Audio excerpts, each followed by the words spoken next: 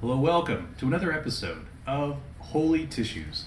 To my left, as always, is Dimitri Katzman. And to my right is my friend New Hopkins. And today we're going to be speaking about a favorite of ours, so to speak, a masterpiece called 12 Years a Slave. Very recently made by and directed by Steve McQueen, fabulous director. And starring Brad Pitt, Chiwetel Ejiofor, and Michael Fassbender. And Paul Giamatti. And Paul Giamatti as well, absolutely, as an actual slaver. That's true. And a real badass.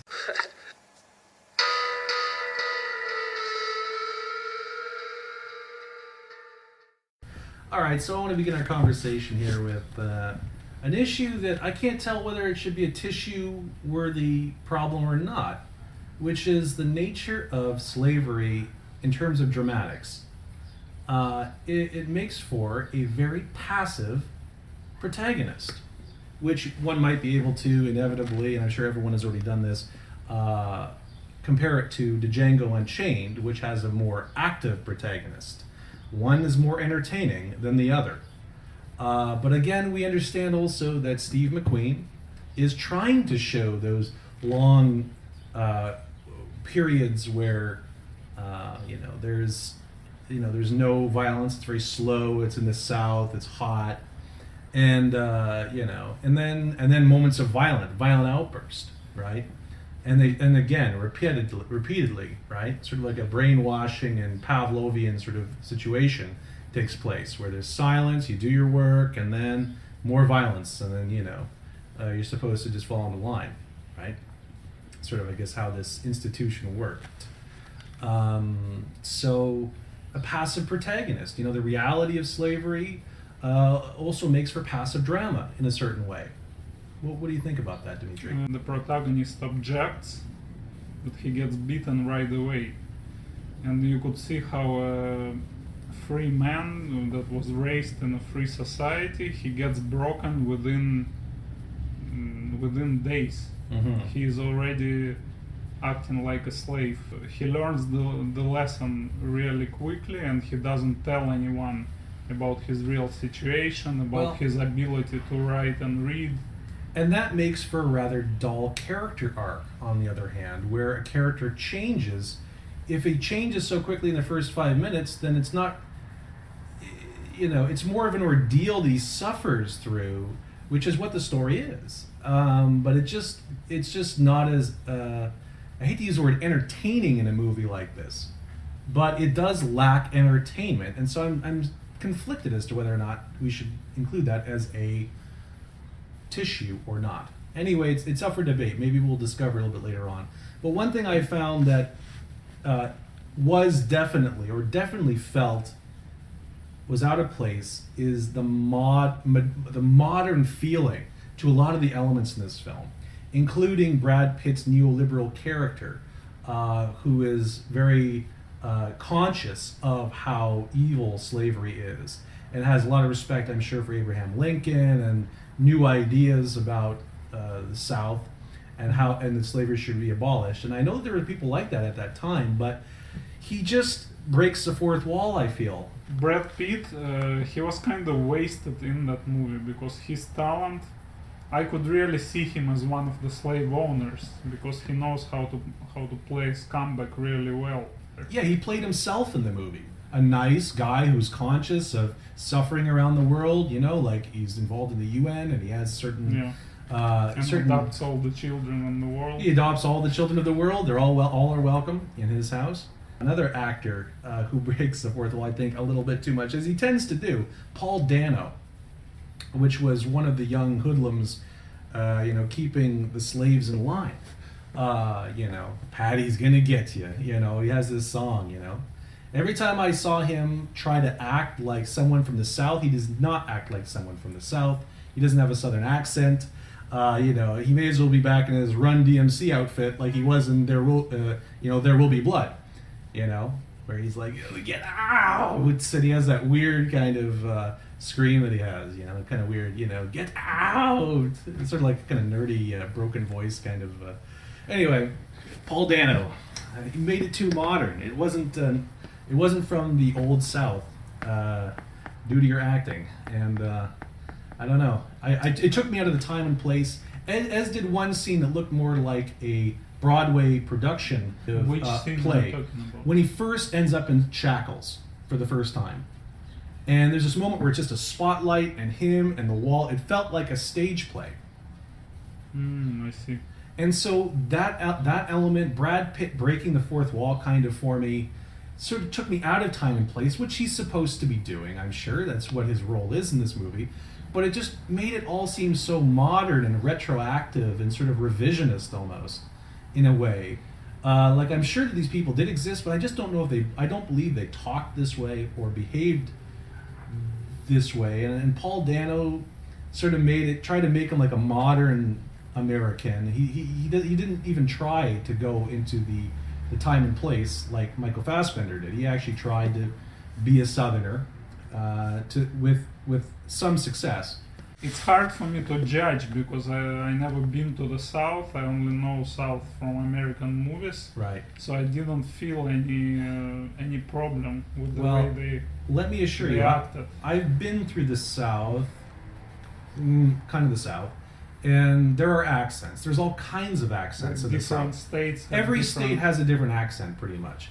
And so when you don't even bother to put on an accent, a Southern accent, like no one had a really good Southern accent in the entire film, to be honest.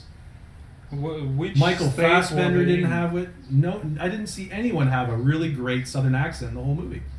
So that sort of, I can see that's okay, like, you know, but again, that's a modern thing, which is like, you know, not accurate to the time and place. You have a period piece without period cadence, Mhm. and that's a problem. Another thing I wanted to say is that I want to give points to Paul Giamatti for actually being maybe the only convincing slave owner, other than Michael Fassbender, who was actually mean, you know? I mean, I think I know what they're trying to do. They're trying to show a lighthearted slave owner on the other Different hand. types. Different types, yeah, and I understand that. But, I mean, all of them looked uncomfortable doing the things that a slaver does.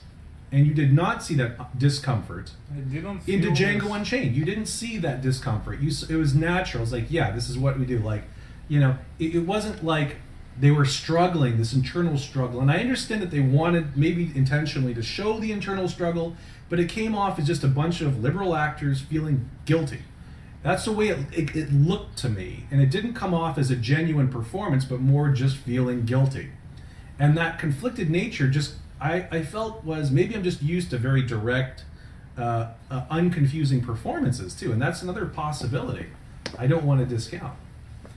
I have to disagree with you because I felt like each slave owner served a specific purpose in the movie, and I felt like they really did their job well.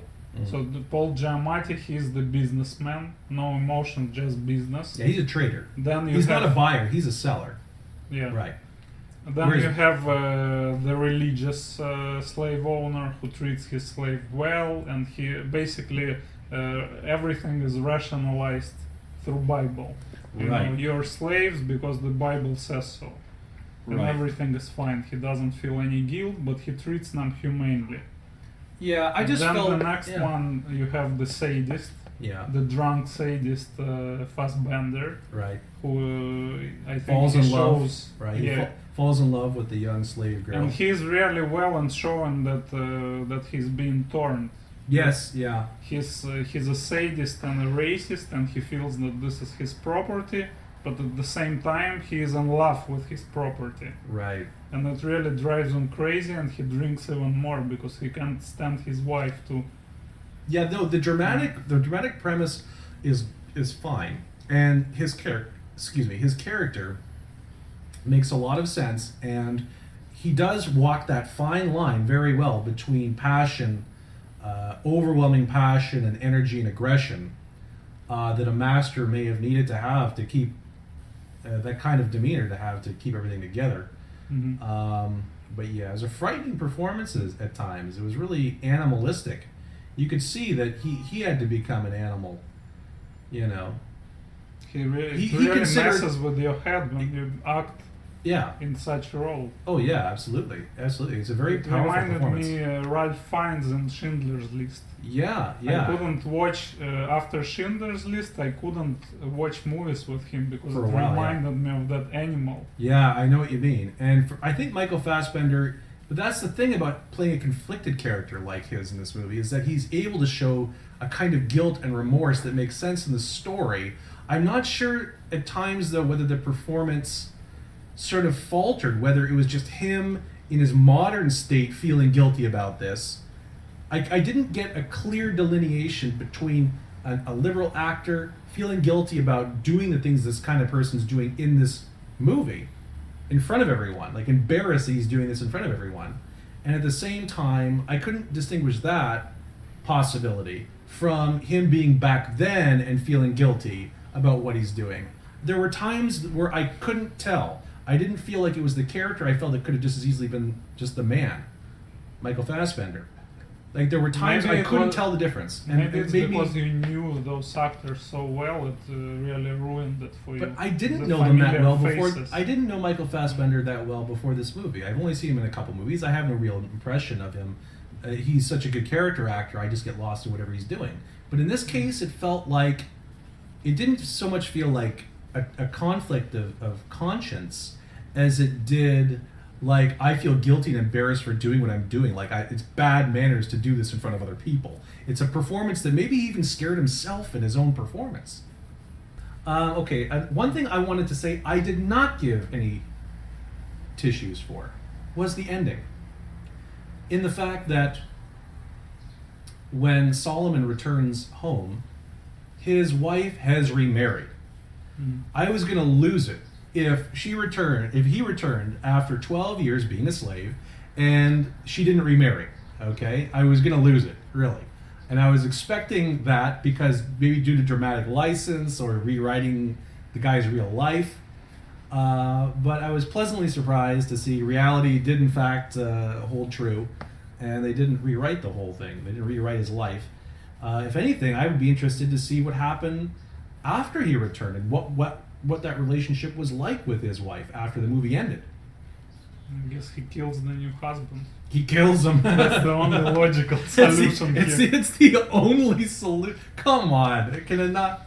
Can After solutions going end in through all something this- other than death for once? No, they can't. It reminded me after World War II, there were a lot of soldiers who were considered missing or like missing in action, Right. and their wives married again because they couldn't just continue living and expecting them to return after many years. Mm-hmm. So many soldiers came back from the war and discovered that their house is occupied by some other guy who didn't even go to the war, which is even more upsetting, you know. I've been fighting there and you just screwing my wife meanwhile. No good deed goes unpunished. So, with that in mind, after this, we're going to come right back and we will reveal our choices for what we decided we should give tissues for, if anything. I'm not even sure if Dimitri has a tissue for this movie. Is this a tissueless movie for you, Dimitri? I have to think about it. All right. Well, we'll come right back on that note, and we'll hopefully have an answer for you. The tissues are ready. So here we are. Dimitri, do you have a tissue or not? So the only thing that I could think of is some scenes are you could see that they are done for the emotional impact, but they don't look realistic. And I will give you an example. The period where you have the sadist, Mhm. right? He wakes them up in the middle of the night, brings them to the house, and they all start dancing. And then the wife, who hates the young girl, she Right. throws something in her face, Mm-hmm. and she does this whole scene, right? And This whole psychodrama. drama with jealousy and everything. And then she says right in front of the slaves, she says to her husband, oh, you're so forgiving with all your slaves, you want them to come back in the middle of the night and kill us? Which to me sounded a little bit far-fetched that she would say something like this in front of the slaves to Right. give them ideas, right? Yeah, right. Because if she thinks that they're stupid, the moment she says something, then they're gonna get this idea. Yeah. They might even do it. Yeah, I noticed that there was a lot of that happening. I noticed that there was a lot of that happening and a lot of mention of what happens if they come back. What happens if they come back and get revenge? So, yeah, you're right. That's a good point. So that's my tissue. All right. There you go. Holy is as holy does. All right? Oh, come on. What about you? Me? I have two tissues. One for the modern aspects of the film, which there were too many of, and they were mischaracterizations of, I think, the period. And second, for the length, I just felt it went on a little bit too long. I just think that there could have been moments of lull that could have been eliminated for dramatic purposes. So that's the second tissue. So that's a total of 3 tissues. Right? You know what's coming up next. All right. Oh boy. Here we go again. Thank you very much. Thank you.